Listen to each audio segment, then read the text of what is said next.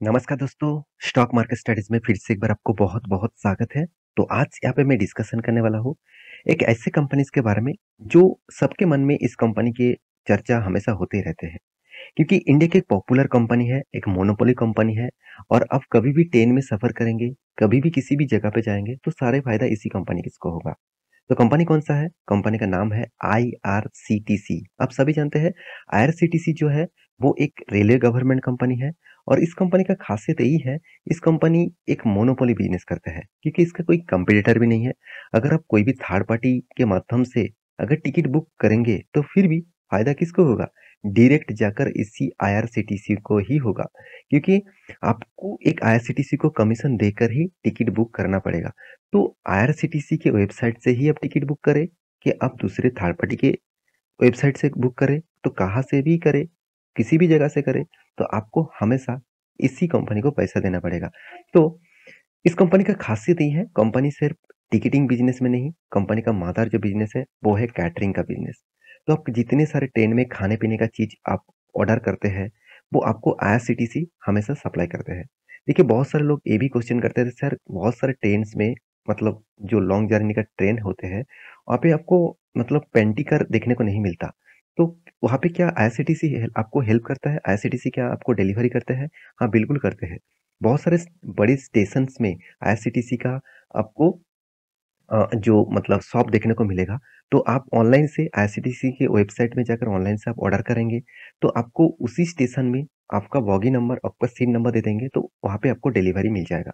तो आईआरसीटीसी इस तरीके से प्रोजेक्ट के ऊपर काम कर रहा है। तो मेरे हिसाब से जो प्रोजेक्ट आईआरसीटीसी ने यहाँ पे अ, मतलब जिस तरीके से काम कर रहा है और जिस बेसिस से इसका बिज़नेस का ग्रोथ हो रहा है, तो मेरे हिसाब से आईआरसीटीसी के ऊपर आपको हमेशा फ़ोकस होना चाहिए क्योंकि नेक्स्ट जनरेशन ई-टिकट्स और नेक्स्ट जनरेशन के थिंकिंग इस कंपनी ज़रूर रखते हैं। मुझे इस कंपनी में ऊपर बहुत पॉज़िटिव विज़न है। हाँ, बहुत सारे लोग कहेंगे सर स्टॉक में तो भारी भरकम गिरावट हो गया, अब क्या करूँ? देखिए जब स्टॉक भाग रहा था तब तो बहुत सारे लोग उछल रहे थे। अब जब स्टॉक गिर रहा है तो उसका भी फ़ायदा तो उठाना चाहिए। फ़ायदा मतलब आपको हमेशा मैं यही चीज़ बोल के आया हूँ, अच्छी कंपनी अगर आपको सस्ते दामों में मिले तो उसका फ़ायदा उठाना चाहिए। तो इस कंपनी ने क्या डिसीज़न लिया, जिस डिसीज़न के कारण इस कंपनी के ऊपर फ्यूचर में थोड़ा-सा और भी करेक्शन और गिरावट देखने को मिल सकता है। तो चलो उसी के बारे में बात कर लेता हूँ। तो मैं पहले भी एक वीडियो बना के दिया था, बिज़नेस ट्रेनर के ऊपर इस न्यूज़ को पहले भी मैं आपके सामने डिस्कस किया था। तो इस न्यूज़ बहुत इंटरेस्टिंग होने है मतलब बहुत इंटरेस्टिंग होने वाला है। इस न्यूज़ को, इस डेटा को ज़रूर याद में रखना। क्योंकि इस तरीके से गवर्नमेंट कंपनी के ऊपर निवेश करने से पहले ये सारे पॉइंट्स आपको हमेशा चेक आउट करना होगा। देखिए गवर्नमेंट क्या बता रहा है, government likely to sell 11% stake. इसका मतलब आईआरसीटीसी का पहले जो प्रमोटर के पास होल्डिंग था 87% के आसपास, उनमें से पहले भी गवर्नमेंट माल बेचा था 67% के आसपास। अभी गवर्नमेंट चाहते हैं 67.40% से 11% कंपनी के शेयर बेच देंगे।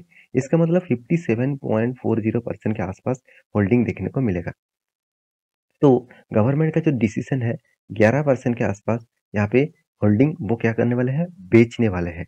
और वो भी क्या इसके माध्यम से, ओएफएस के माध्यम से। देखिए ओएफएस मतलब ऑफर फॉर सेल। देखिए इतनी बड़े स्टेक अगर गवर्नमेंट नहीं, कोई भी कंपनी अगर बेचने जाएंगे तो उसको ऑफर देना पड़ेगा। देखिए मान के चलिए मेरे पास बहुत ज़्यादा प्रोडक्ट है, मैं उस प्रोडक्ट को बेच नहीं पा रहा हूँ, उसको बेचने के लिए उसको मार्केट में मतलब लोगों को देने के लिए क्या देना पड़ेगा? मुझे डिस्काउंट देना पड़ेगा। आज ऑनलाइन प्लेटफ़ॉर्म अमेज़न, फ्लिपकार्ट और भी जितने सारे प्लेटफ़ॉर्म हैं, आप देखेंगे वो क्या ले आते हैं, सेल लेके आते हैं, डिस्काउंट लेके आते हैं। क्यों लेके आते हैं? उसको कंपटीटर को बीट कर पाएँ। इसीलिए उसको वो सेल में देते हैं, बहुत डिस्काउंट में देते हैं। तो मेरे हिसाब से ओएफएस भी इसी तरीके से है, गवर्नमेंट भी जब कोई भी स्टेक बेचेंगे तो ओएफएस मतलब सस्ते दामों में उसको माल को बेचना पड़ेगा। मान के चलिए एक मैं एग्ज़ाम्पल दे रहा हूँ, फाइनलाइज़ मत समझना क्योंकि देखिए मान के चलिए आरसीटीसी का अभी करंट प्राइस कितना है? चलो मान लेता हूँ मैं करीबन ₹650 के आसपास। तो ₹650 के शेयर गवर्नमेंट चाहते हैं कि चलो मैं माल बेचूँगा कल, तो कल जाके वो 650 में बेचेंगे तो कोई खरीदारी नहीं करेंगे। वो बोल देते हैं चलो मैं आपको पस पाँच मतलब ₹580 के आसपास आपको माल बेचूँगा। तो कितना डिस्काउंट मिल गया?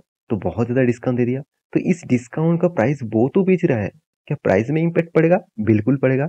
ये दोनों के बीच में जो एडजस्टमेंट है, वो ही एडजस्टमेंट प्राइस आपको देखने को मिलेगा। तो लॉस किसका होगा? आप ही को लॉस होगा ना।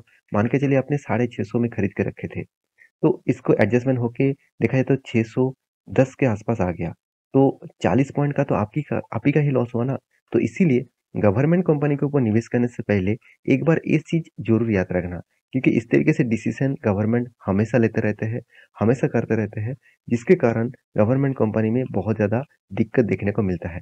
अभी देखिए एक चीज आप ध्यान से देखिएगा, यहाँ पे जो बात बताया गया है गवर्नमेंट लाइकली, अभी तक फाइनलाइज नहीं हुआ है। अभी गवर्नमेंट सोचा है इस तरीके से काम करने के लिए।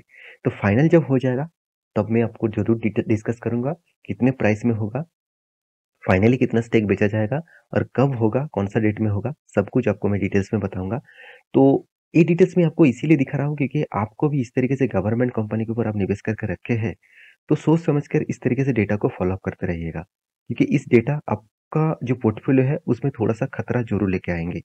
तो आपको ये सोचना है कि जो कंपनी ओएफएस लेके आते हैं, ज़्यादा से ज़्यादा गवर्नमेंट कंपनी ही ओएफएस लेके आते हैं। प्रोमोटर अगर कोई भी कंपनी का माल बेचा जाता है तो वो प्रोमोटर खुद के स्टेक बेचते हैं, डायरेक्ट कंपनी का पूरा माल बेचा नहीं जाता। यहाँ पे तो पूरा कंपनी का स्टेक ही बेच रहा है, क्योंकि एक ही प्रोमोटर है, गवर्नमेंट है, तो गवर्नमेंट कुछ भी डिसीजन तो ले ही सकता है। तो आपको क्या इस कंपनी के ऊपर टिके रहना चाहिए? देखिए बिल्कुल मैं कहूँगा इस तरीके से कंपनी शायद आपको दोबारा ना मिलेगा। इस तरीके से कंपनी है क्योंकि इसका हर पैरामीटर बहुत स्ट्रॉन्ग एंड पॉजिटिव है। Return of equity, return of capital employed देखिए बेस्ट लेवल में है। शायद इस तरीके से लेवल आपको ना दिखे। कोई भी कर्जा नहीं है, टोटली ज़ीरो डेब्ट है, टोटली। और एनुअली जो इनकम है कंपनी का करीबन-करीबन आप देखेंगे 660-65 करोड़ के आसपास। मार्केट कैप टू सेल्स के आसपास के बारे में बात करें तो कंपनी का जो वैल्यूएशन है, पी रेशियो और मार्केट कैप टू सेल्स दोनों ही हाई वैल्यूएशन में देखने को मिला है। तो ये चीज भी आपको ध्यान में रखना होगा, ये चीज भी आपको ध्यान में सोचना होगा। तो कंपनी के प्रॉफिट एंड लॉस के बारे में बात करें तो कंपनी कंटिन्यूअसली प्रॉफिट को मेंटेन कर रहा है, अच्छा खासा प्रॉफिट को मेंटेन कर रहा है। ये चीज भी आपको देखना चाहिए। तो कंपनी के जो रिटर्न का रेशियोज है, सीएजीआर जो परसेंटेज है, वो भी आपको अच्छा खासा देखने को मिला। और 1 साल में कंपनी उतना खास आपको रिटर्न नहीं दिया। तो कंपनी ने आपको रिटर्न के हिसाब से जो परफॉर्मेंस दिया, पहले जब स्टार्टिंग हुआ तब से 3 साल का रिटर्न देखेंगे तो 56% का रिटर्न, इससे भी कई गुना ज़्यादा रिटर्न था। तो मार्केट में स्टॉक का गिरावट हुआ, तो इसीलिए इस तरीके से गिरावट देखने को मिला। तो कंपनी के देखिए कंटिन्यूअसली प्रॉफिट एंड लॉस के बारे में बात करें तो कंटिन्यूअसली प्रॉफिट को भी मेंटेन करते हैं। तो हर पैरामीटर्स प्रॉफिट मतलब मेजर में है। तो कंपनी के जो सबसे ज़्यादा होल्डिंग प्रोमोटर के पास है, उसके बाद सबसे ज़्यादा होल्डिंग पब्लिक के पास है, क्योंकि पब्लिक इस कंपनी के ऊपर ज़्यादा से ज़्यादा निवेश करके रखा इसी कारण के बेसिस में, क्योंकि जब स्टॉक अच्छा खासा एक रैली दिखाया था, स्टार्टिंग होने के बाद ही स्टॉक में एक जबरदस्त रैली दिखाया, क्योंकि कंपनी का starting period around around 128 rupees के आसपास है। ऑब्वियसली ये एडजस्टमेंट प्राइस है, तो इस प्राइस में ओपन नहीं हुआ था। तो क्योंकि कंपनी स्प्लिट एंड बोनस दिया था, तो इसीलिए कंपनी के एडजस्टमेंट प्राइस होने के बाद स्टॉक में एक रैली देखने के बाद आप देखेंगे किस तरीके से गिरावट देखने को मिला। तो मैं एक ट्रेंड लाइन आपको ड्रॉ करके दिया। देखिए यहाँ पे जो लोअर लेवल एक मार्किंग करके दिया, यहाँ से मार्केट ने रीबैक किया, मगर उसको यहाँ पे जो प्रीवियस हाई था इसको ब्रेकआउट नहीं कर पाया। उसको देखिए फिर से रीबैक कर रहा है। इसका मतलब स्टॉक में फिर से गिरावट जो है, गिरावट का जो माहौल बना है, उस माहौल से देखा जाए स्टॉक में फिर से आपको इस लेवल तक जरूर देखने को मिलेगा। तो ये लेवल कितना होगा? तो ये लेवल होगा 560 रुपीज़ के, सॉरी 69 रुपीज़ के आसपास। तो इस रेंज तक अगर आकर इस लेवल को तोड़ता है तो सोचना फिर से गिरावट का माहौल बन सकता है। तो ये था कंपनी का पूरा डिटेल्स। तो मेरे वीडियो कैसा लगा जरूर कमेंट करना। और आप इस कंपनी के ऊपर निवेश करके रखे हैं तो ऑब्वियसली लॉन्ग टर्म विजन के लिए सोचिए, शॉर्ट टर्म के लिए कुछ भी हो सकता है। तो इस तरीके से डेटा के लिए आप पैनिक क्रिएट मत करिएगा, क्योंकि लॉन्ग टर्म विजन के लिए कंपनी बेस्ट है। तो बाकी ये टोटली वीडियो एजुकेशन पर्पस में था। आप आपके हिसाब से रिसर्च करके एक बार एनालिसिस करके आप निवेश करना। तो मिलते हैं नेक्स्ट स्टॉक लेके, तब तक के लिए अच्छे से रहिए, अपने ख्याल रखिए, बाय बाय।